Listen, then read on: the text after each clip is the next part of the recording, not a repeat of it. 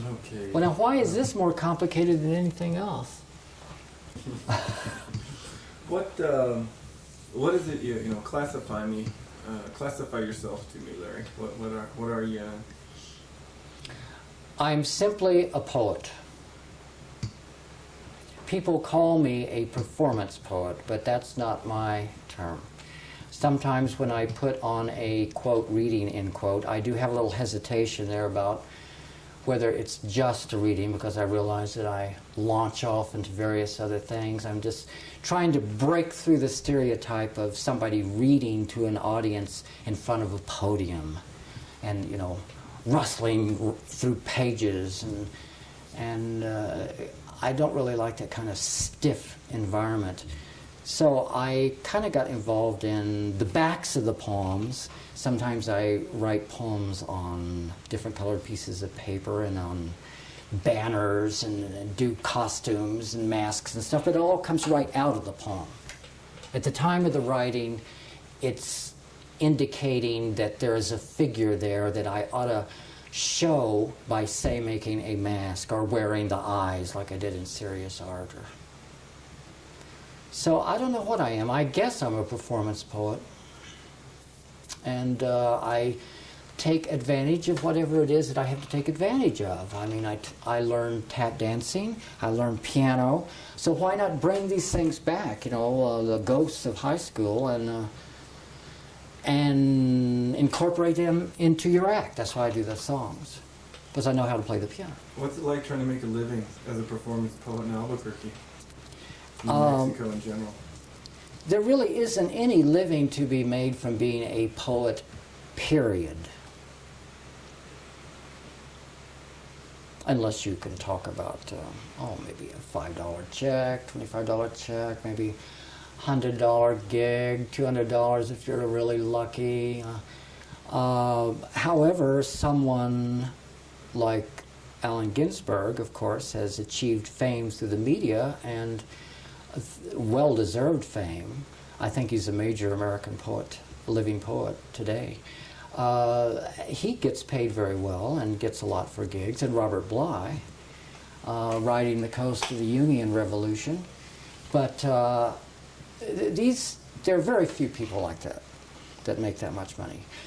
And the other category are the ones who teach and write, which is a wonderful thing to do if you can do it. And unfortunately, there are not that many universities around these days where you can get jobs as a teacher at, especially in the Southwest.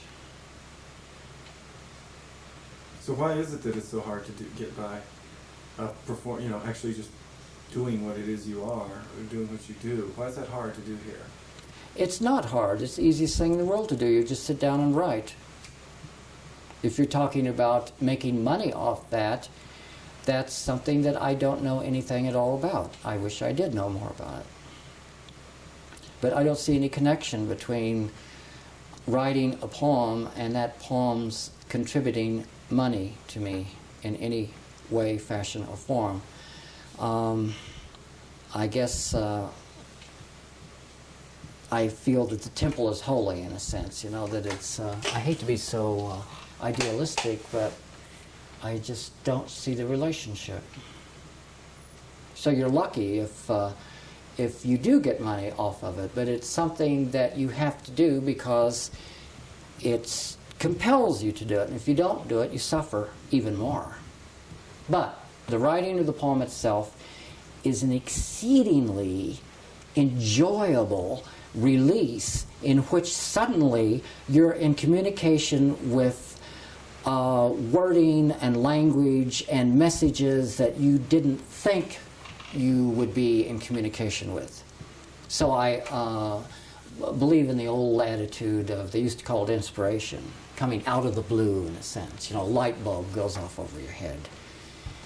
And you have to recognize as a poet that moment when some phrase appears in your mind that's kind of unlike anything you've heard that day, say. A little different. It's a little bit like a computer with noun slots, verb slots, noun slots, and it's just, or one of those slot machines. You could have a noun, a verb, and a noun, and you just do it like that, and suddenly you get a different connection, a different sentence. John kicked a light bulb, or something different, and then you start from there and continue it on through. How is it you found yourself on Ubik Sounds label? Manny Redinger went to several of the performances that I gave, one in particular at Keller Hall with Dwight Loop, in which I did more songs than usual on a wonderful grand piano, and he decided, since he was interested in recording different musical phenomena in the area, that I might be one of those phenomena. So he very generously offered to record me. What's that been like, having a tape out? I mean, how many poets have their stuff on, or poet musicians have their stuff on tape like that? Most poets have readings, if they have anything at all, on cassette. However, the whole aspect of performance poetry is actually a revolution going on in this country, so that there are more and more poets that are doing various things other than writing poetry. When I first started doing this kind of thing, say in the 60s, I was aware of only maybe one other poet, one or two, that might be doing so-called performance poetry, and that was about it at that point. But now I know that they're not generally well known, but in every city there are poets who think of themselves as performance poets, as there are in Albuquerque. People who do something other than just read from the text. Either they memorize it, which I'd love to do, but I have a poor memory, or they move around a lot, or they use some little item or something in the performance of the reading, or they work with a rock group and they're mixing arts in their performances. Manny, one thing Manny's after is, like you say, capturing a diverse group of artists and trying to kind of maintain this thread of community here in our community, so that we have a kind of, not an indigenous, but we do have a certain thread that connects all these people. How important is it that we maintain that community? I mean, this is kind of, overstating the obvious here, but as opposed to us all trying to make it in New York City or Los Angeles, how important is it what Manny does for the art scene in totality here in New Mexico? Well, it becomes important once you start up a new endeavor. Suddenly, where there was a vacuum before, somebody simply does the needed thing, and that's what he did. Like a lot of other people in the area that have decided, say, that they wanted to start a printing press, or they wanted to start a dance company, or revivify the jazz workshop, or something of that nature. Once you start doing it, you get the ball rolling, and it achieves more and more importance the longer you can sustain it and keep it going, which is difficult because there's not much arts funding here. In a state that prides itself on its arts, it's really laughable that there's not more arts funding. But on the other hand, that's all right, because sometimes they'll tell you what to do when they fund you, and I have my suspicions about that. That is the government telling me what to do. I don't want to be told what to do. I could never have done my poetry in Cuba, in Russia in the old days. It just, it would just be impossible. I would have been locked up. Can we do some video psychotherapy here? I just wanted to do like the basic Rorschach kind of thing. If you can just be a little bit creative here for me, and it's just something I may use and something I may not use, but it was something I'd like to experiment with, and it was just kind of like, in terms of what we're doing here, just in your own opinion, what for you is art? Just let's just what in a couple of phrases. What is art? Art is an experience which every human being on the face of the planet needs desperately. And the extent that people can actually experience it often depends on them. I don't think the artist is any particularly special individual. I think everybody should write poetry. Why they don't is a mystery to me. More and more people are, which I think is wonderful, because the experience of something new happening to you and these messages coming to you and revealing something about life or death or anything is so exhilarating that it makes you feel good. So why shouldn't everybody do it? I don't know. I think everybody should. With that in mind, what is community then?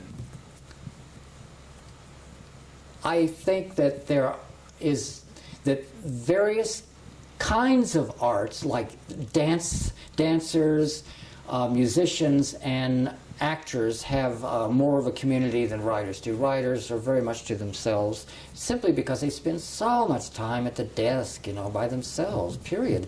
But as soon as you work with theater or work with dancers or musicians, you're dealing with other people in a group, which I think is really good. I think more writers should. That's why I like collaborations with group artists. There's not as much of a community of writers, I don't think, or poets. You know, some of the science fiction writers stick together, kind of, but it's a pretty lonely task. Your biggest success is when you have books published, or when you read or perform your work to an audience. But I was going to say, that's one half of it then. What about the community in which you're, you know, when I meant community, I meant in terms of you being in the community of Albuquerque or the Southwest. What does community mean that way then, in terms of not just the artist isolated, but within the environment which receives them and they fulfill their function? Well, I think Albuquerque is basically a cow town that thinks it's a big city. It's been on the verge of becoming a big city for a long, long time, and I've been involved with Albuquerque since 1957, and it's always been almost a big city. And I like it for that reason, because of the university and because there are a lot of things to do there, but we're still in the sticks, and we have to realize that we're in the sticks out here. And I live in a little village, which is I like because it has ancient roots, which I think are exceedingly important. And I will do everything that my art allows to try to retain the original flavor of Placitas, which is a wonderful little place and should not be prostituted by realtors and developers the way it is being prostituted now. Is it important that there's a community to receive the artist? I mean, or should is it all right that the artist perform in the vacuum? The other aspect of community that I think you might be getting at, which maybe I could answer for myself, is what has been my function as a poet in this particular area. I think that the function of a poet should be much larger than it's generally thought to be. And that can include, for instance, marrying someone and writing the wedding ceremony, writing poetry for that situation. It can include helping someone out when they have a writing problem or a communication problem. It certainly includes going everywhere you can, to the schools, to talking with students, getting them to write to the Poetry in the Schools program was a wonderful program throughout the state, which unfortunately is no longer with us. Or Artists in the Schools is a very good program. Going into nursing homes and senior citizens centers and reading and talking with people and getting their stories and getting them to write, etc. The function of a poet is intimately involved with the community. It is whether or not other people know that the poet is involved, the poet should be and will increasingly get involved as time goes by, I think. When I say fame, what is your response to fame, both as this elusive thing that artists perhaps pursue, and as that thing that society seems to value. I think that Rilke said something to the effect that fame is the further accumulation of misunderstandings about a person. So the more famous a person gets, the greater the misunderstandings about that person, I believe, because once fame reaches a certain level, it kind of goes beyond the human ken of what you can, as a human being, be aware of when you're dealing with millions of people out there that think you're it, the way the Beatles did, say, or the what. It must be really distorting somehow. I don't know. I guess if I was there, I'd just be raking in the dough and loving every minute of it. I think that I'm kind of famous in this area. I certainly, some people call me up that I've never heard of before and ask me to do things. But you never know who's going to be in one of those audiences.